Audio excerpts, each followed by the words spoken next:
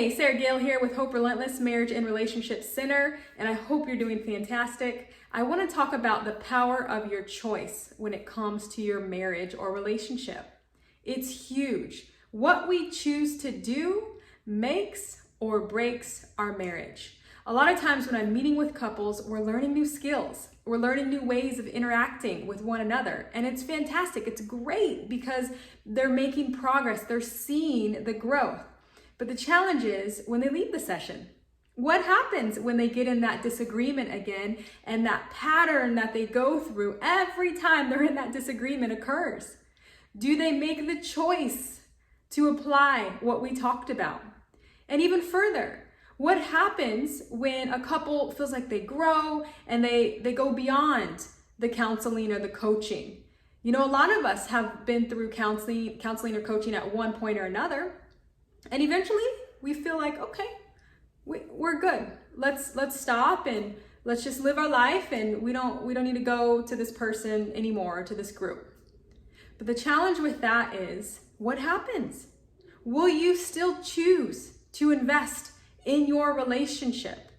Because if you don't, it has a big chance of sliding back into the old habits. Why?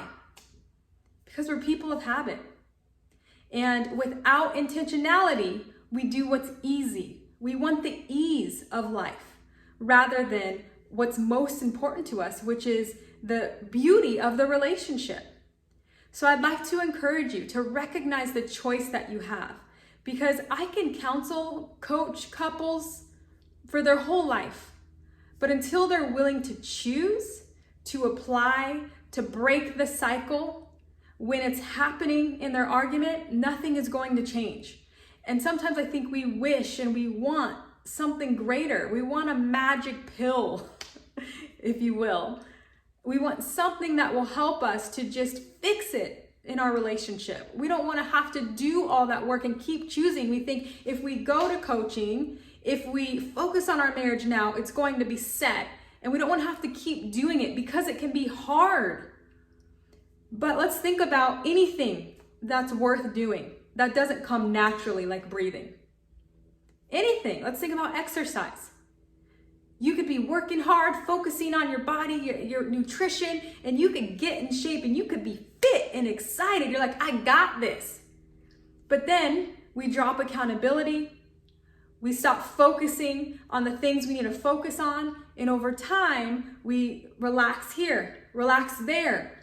And before we know it, we're back where we started, and sometimes worse because of the frustration of the process. So I want to encourage you to recognize the power of your choice. Nobody is going to choose for you to love your spouse in the way that you know you need to love them. Nobody is going to choose for you that you need to have self-control in a moment. Nobody is going to choose for you to be accountable and consistently invested in whatever it is you're doing, whether it's getting in shape or your relationship. It's your choice. And the choices you make over and over again will lead to the life that you live. I hope this helps.